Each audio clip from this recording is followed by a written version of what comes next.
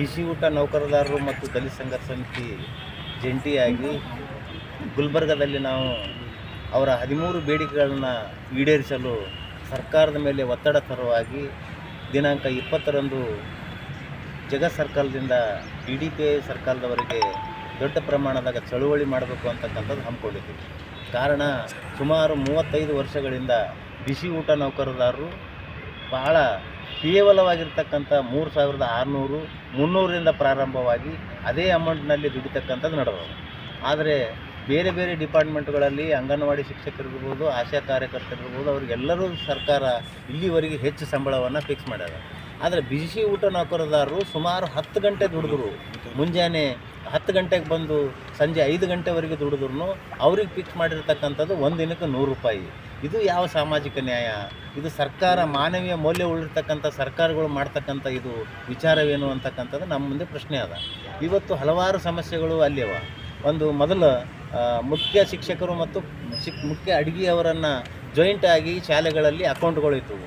ಅದು ತೆಗೆದು ಸರ್ಕಾರ SDMC ಅಧ್ಯಕ್ಷರು ಮತ್ತು ಮುಖ್ಯ ಗುರುಗಳಿಗೆ ಫಿಕ್ಸ್ ಮಾಡ್ಯಾರ.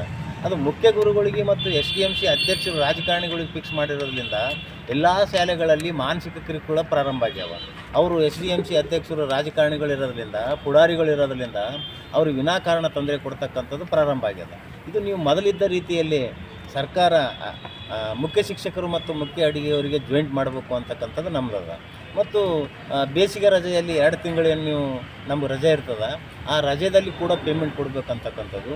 ಅನೇಕ ಕಾರ್ಯಗಳಿಗೆ ನೀವು ಇವರನ್ನು ಏನು ನೇಮಿಸ್ತೀರಿ, ಎಲೆಕ್ಷನ್ ಆಗಿರ್ಬೋದು, ಇನ್ನಿತರ ಸಂದರ್ಭದಲ್ಲಿ ಇವರು ಬಳಸ್ಕೊತಕ್ಕಂಥ ಸಂದರ್ಭದಲ್ಲಿ ಆ ಭತ್ಯೆಯನ್ನು ಕೂಡ ಕೊಡ್ತಕ್ಕಂಥದ್ದು ಮತ್ತು ಹೆರಿಗೆ ರಜೆಯನ್ನು ಕೊಡ್ತಕ್ಕಂಥದ್ದು ಮತ್ತು ಸಂಬಳವನ್ನು ಇವ್ರಿಗೆ ಈಗೇನು ನೀವು 3600 ಕೊಡ್ಲಕತ್ತೀರಿ, ಕನಿಷ್ಠ ವೇತನ ನಿಗದಿ ಮಾಡಬೇಕು ಅನ್ನೋ ಕಾರಣಕ್ಕಾಗಿ ನಾವು ಚಳವಳಿಯನ್ನು ರೂಪಿಸಿದ್ವಿ.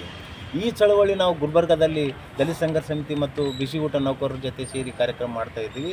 ಒಂದು ವೇಳೆ ಕರ್ನಾಟಕ ಸರ್ಕಾರ ಇದ್ರ ಬಗ್ಗೆ ಗಮನ ಹರಿಸದೆ ಹೋದರೆ ನಾವು ಇಡೀ 1 ಲಕ್ಷಕ್ಕಿಂತ ಮೇಲಿರ್ತಕ್ಕಂಥ ಬಿಸಿ ಊಟ ನೌಕರರನ್ನು ಬೆಂಗಳೂರಿನಲ್ಲಿ ಸೇರಿಸಿ ವಿಧಾನಸೌಧ ಚಳವಳಿಯನ್ನು ನಾವು ಮಾಡಬೇಕಾಗ್ತದೆ ಅಂತಕ್ಕಂಥದ್ದನ್ನು ಇವತ್ತು ತಮ್ಮ ಮುಖಾಂತರ ಸರ್ಕಾರಕ್ಕೆ ಎಚ್ಚರಿಕೆಯನ್ನು ಕೊಡ್ತಾ ಇದ್ದೀವಿ. ನನ್ನ ಹೆಸರು ಮರಿಯಪ್ಪ ಹಳ್ಳಿ, ದಲಿತ ಸಂಘರ್ಷ ಸಮಿತಿ ರಾಜ್ಯ ಸಂಘಟನಾ ಸಂಚಾಲಕರು. ಇಲ್ಲಿ ಬಿಸಿ ಊಟ ನೌಕರರ ಜಿಲ್ಲಾ ಅಧ್ಯಕ್ಷರು ಮುಕ್ತ ಅಂತ ಇದ್ದಾರೆ.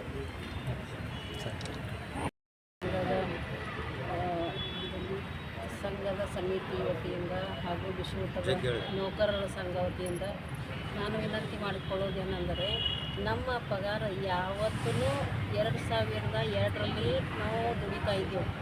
ಯಾವತ್ತೂ ಹೆಚ್ಚಳ ಆಗ್ತಾಯಿಲ್ಲ. 1000, 300, 200 ಇಷ್ಟೇ ಆಗ್ತಾಯಿದೆ. ಅದಕ್ಕೆ ಎಷ್ಟು ದಿನ ದುಡ್ಡು ವ್ಯರ್ಥ ಆಗ್ತಾಯಿದೆ. ಇದು ಹೆಚ್ಚಳ ನಮಗೆ ಪೇಮೆಂಟ್ ಕೊಡಬೇಕು, ಜಂಟಿ ಖಾತೆ ಅನ್ನೋದು ಅದು ವಾಪಸ್ ಕೊಡಬೇಕು. ಮುಖ್ಯ ಗುರುಗಳು ಹಾಗೂ ಮುಖ್ಯ ಅಡುಗೆಯವರು ಜಂಟಿ ಖಾತೆ ಇದೇ ಕಂಟಿನ್ಯೂ ಮುಂದುವರಿಸ್ಬೇಕಂತ ಹೇಳಿ ನಾನು ಸರ್ಕಾರಕ್ಕೆ ಮನವಿ ಮಾಡ್ಕೋತೀನಿ.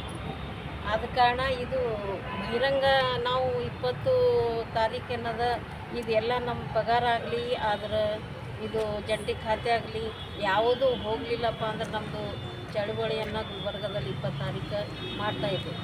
ಅದಕ್ಕೆ ತಮ್ಮಲ್ಲಿ ಸರ್ಕಾರಕ್ಕೆ ನಾವು ಕೈ ಜೋಡಿಸೋದೇನೆಂದರೆ, ಪೇಮೆಂಟ್ ಸಲುವಾಗಿ ಭಾಳಷ್ಟು ಜನರ ಕಷ್ಟ ಭಾಳ ಅದ. 3700 ರೂಪಾಯಿದಲ್ಲಿ ಅವ್ರ ಜೀವನ ಹೆಂಗೆ ಆಗ್ತದೆ?